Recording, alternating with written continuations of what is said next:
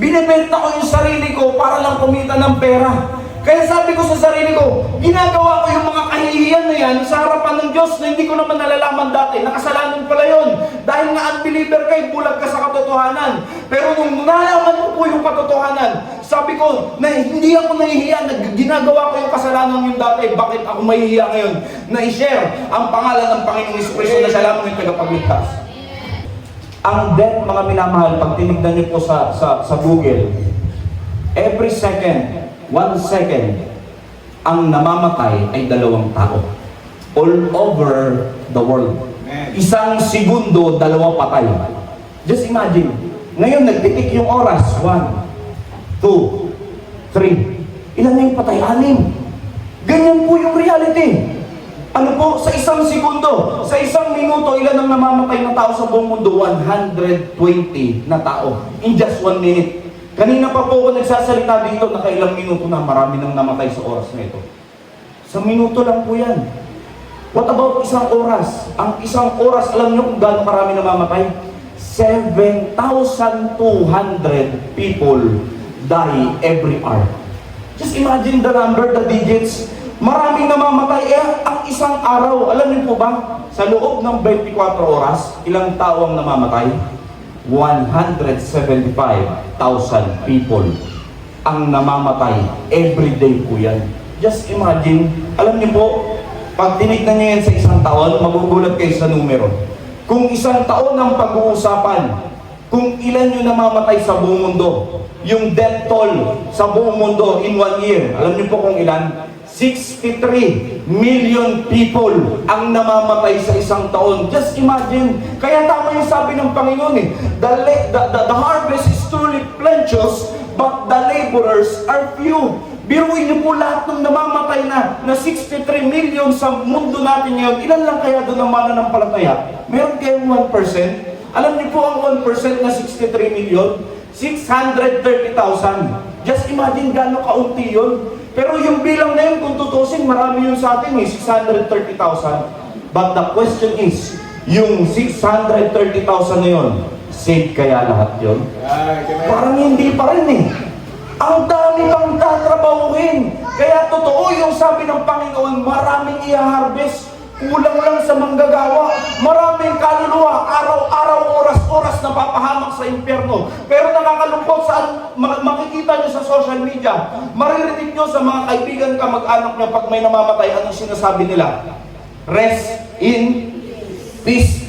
But I will tell you, brethren, wala pong peace pagdating sa impyerno. Dahil ang impyerno ay walang kapayapaan. Araw at gabi naghihirap yung mga tao doon. Just imagine. 63 million ang namamatay sa isang taon. Oras-oras, segundo may namamatay.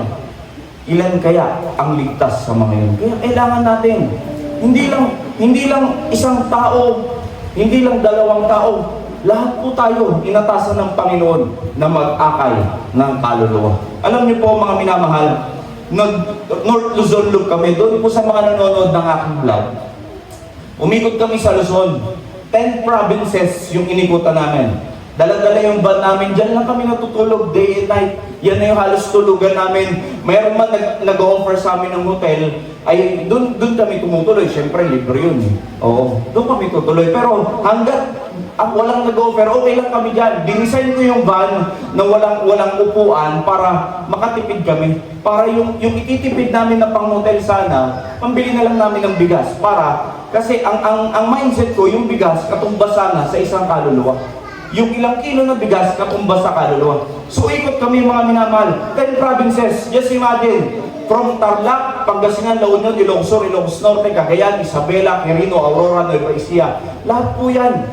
Inikutan namin. Pero alam nyo, nung nabasa ko itong verse na ito, at nakita ko yung death toll na 63 million in a year, sabi ko yung inikutan namin, alam nyo kung ilan pong tao yung na-share namin sa pag-iikot namin in span of 30 days, 10 provinces. Alam nyo kung ilan lang po yung nag-gather na tao? Nasa 1,500 katao lang po. Just imagine, namimigay pa ng bigas yan. Paano na lang kung mano-mano, wala akong ibibigay. Kung mano-manong daw natin, di lalo na yung 1,500 na bilang, ay baka mas mababa pa. mas konti pa yung masisharean mo kasi ang tao hindi naman makikinig ng salita ng Diyos kung wala kay bibigay.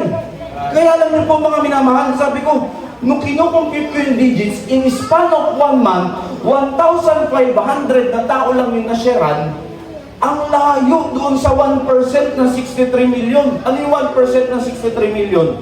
630,000. Wala pa rin po sa 1% yung aming naikutan sa 1% ulit ng 630,000. Just imagine, 0.00001 ang percentage ng aming naikutan. Ganun po kahirap mga minamahal. Kaya totoo yung sabi ng Bible, sabi ko nga, kung may budget pa, kung may pera pa, kung may lakas pa, sige lang, tuloy-tuloy lang yung gawain ng Panginoon. Pero hanggang doon lang eh.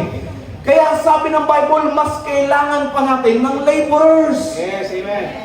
Binibenta ko yung sarili ko para lang kumita ng pera. Kaya sabi ko sa sarili ko, ginagawa ko yung mga kahihiyan na yan sa harapan ng Diyos na hindi ko naman nalalaman dati. Nakasalanan pala yun. Dahil nga unbeliever ka, bulag ka sa katotohanan. Pero nung nalaman mo po yung katotohanan, sabi ko na hindi ako nahihiya na ginagawa ko yung kasalanan yung dati. Bakit ako mahihiya ngayon na i-share ang pangalan ng Panginoong Jesucristo na siya lamang yung tagapagligtas?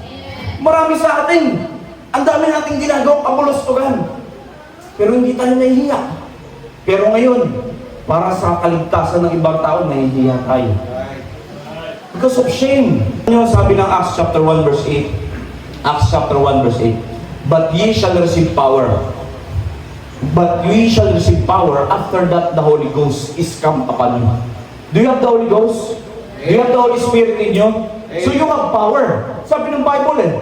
But ye shall receive power after that the Holy Ghost is come upon you. And ye shall be witnesses unto me, both in Jerusalem, in all Judea, and in Samaria, and unto the uttermost part of the world. Amen. Ibig sabihin mga minamahal, meron tayong kapangyarihan to share the gospel. Hindi po kapangyarihan ni Batman, ni Superman, at kung sino pa man, kundi yung Son of Man, ang ating Panginoong Jesucristo, na siya yung tagapagligtas. Meron tayong kapangyarihan na may share yung gospel. Ano sabi dyan? And ye shall be witnesses. Yung word na witnesses, kung babasahin niyo po yan sa Greek word, yan po ay martus. Ang ibig sabihin ng martus ay martir.